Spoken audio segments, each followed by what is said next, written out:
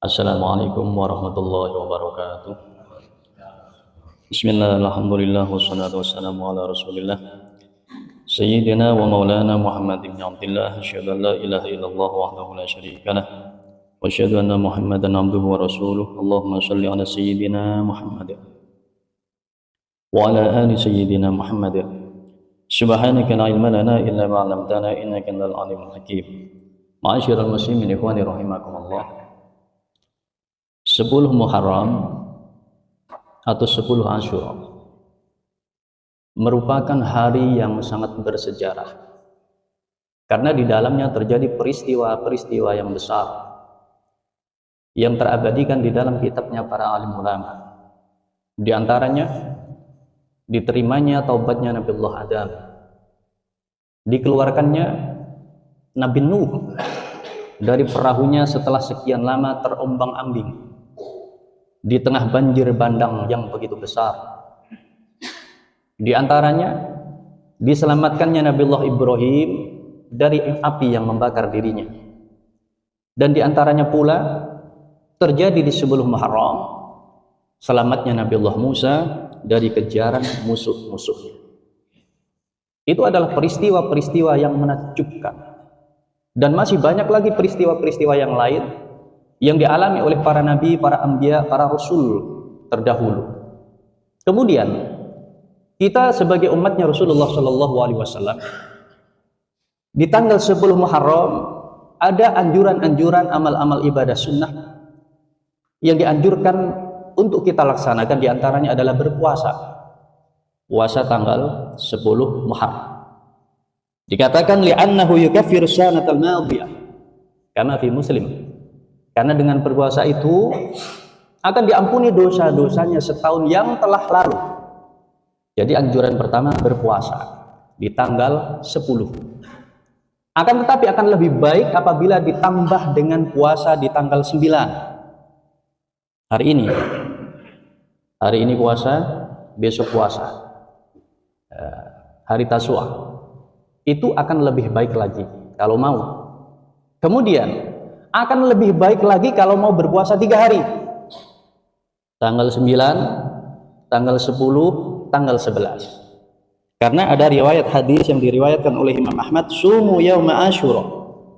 Berpuasalah kalian itu di hari Asyura 10 Muharram. Muhaliful Yahuda, dan berbedalah dengan orang-orang Yahudi. Jadi orang-orang Yahudi itu diwajibkan oleh Allah untuk berpuasa dalam setahun cuma sekali saja di tanggal 10 Muharram. Wasumu qablahu yauman wa ba'dahu yauman. Dan berpuasalah kalian sehari sebelum Asyura dan sehari setelah Asyura. Berarti tanggal 9, tanggal 10, tanggal 11. Nah, ini puasa yang terbaik 3 hari. Ini pendapat dikuatkan oleh Imam Syafi'i. Anna Syafi'iyya naswa fil ummi wal imla'i ala istihbabi shaumi salasah. Shaumi salasah. Sesungguhnya Imam Syafi'i telah menetapkan untuk puasa 3 hari di dalam kitab dan kitab imla'nya. Sunnah berpuasa 3 hari. Pendapatnya Imam Syafi'i. Berdasarkan pula riwayat hadis Imam Ahmad.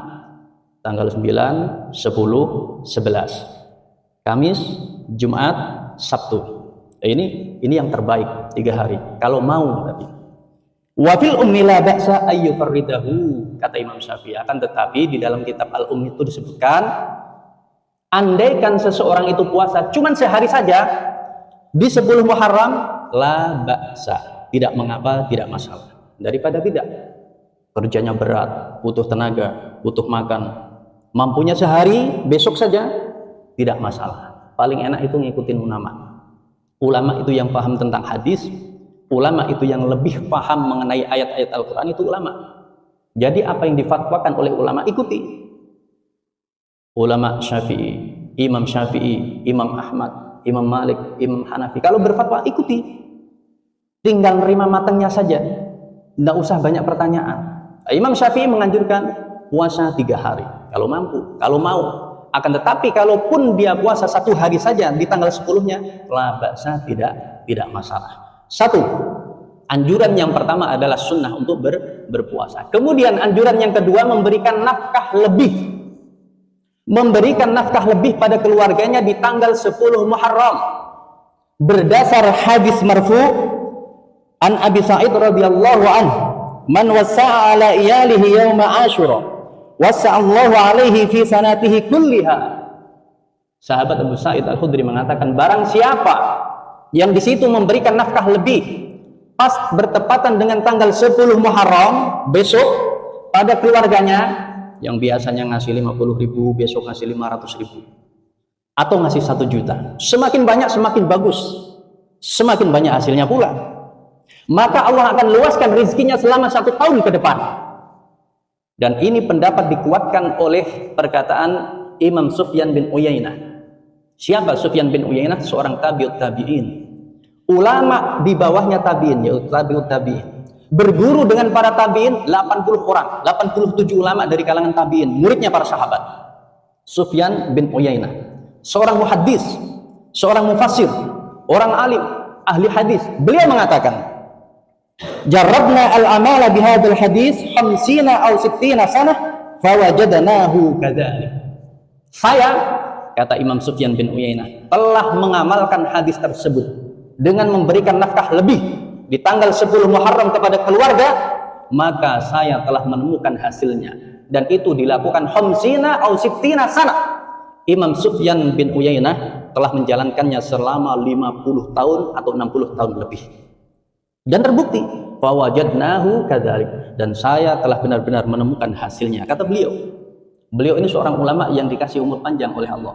Wafatnya di usia 91 tahun, dan beliau mengamalkan hadis ini dengan memberikan nafkah lebih di 10 Asyura, 10 Muharram kepada keluarganya, dan benar-benar terbukti. Ikhwani rahimakumullah. Yang ketiga, anjuran yang ketiga adalah kita dianjurkan untuk banyak berdoa, berzikir kepada Allah Subhanahu wa taala.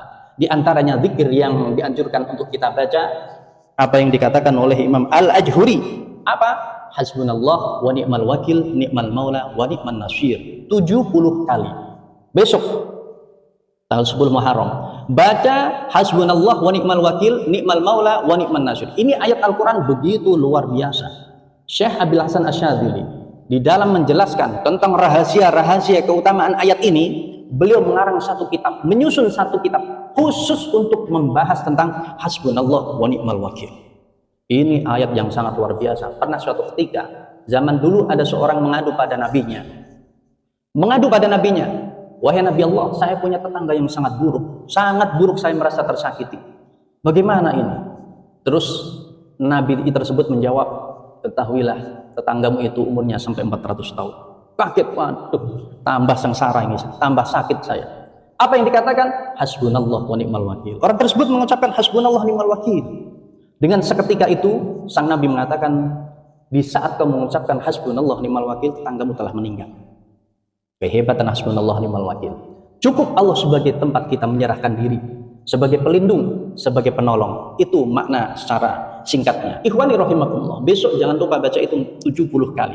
Ini dikatakan oleh Imam Ajhuri di dalam kitab I'anatul Talibin, kitab madhab Syafi'i. I'anah, hasbunallah wa ni'mal wakil, ni'mal maula wa ni'man nasir. Apa keterangan ulama? Kafahullahu ta'ala syarra dzalikal am. Barang siapa yang mengucapkan membaca hasbunallah ni'mal wakil, ni'mal maula wa ni'man nasir 70 kali, maka Allah Subhanahu wa taala mencukupi orang tersebut dari keburukan-keburukan yang terjadi di tahun itu. Yang katanya diramalkan akan ada krisis pangan, yang katanya diramalkan akan ada kemarau panjang. Apa itu namanya? Noni-noni atau apa itu? Yang katanya akan terjadi ini dan itu di tahun ini, tahun itu. Baca hasbunallah wa ni'mal wakil, ni'mal maula wa ni'man nasir, insya Allah di tahun itu kita akan dilindungi oleh Allah Subhanahu wa ta'ala. Ini bukan kata saya, tapi kata ulama Imam Al-Ajhuri. Semoga Allah Subhanahu wa ta'ala berikan kita umur panjang untuk sampai pada 10 Muharram, amin ya rabbal alamin, dan mampu untuk mengamalkan kesunahan-kesunahan ibadah yang dianjurkan kepada kita semua. Demikian, mohon maaf, semoga bermanfaat. Wassalamualaikum warahmatullahi wabarakatuh.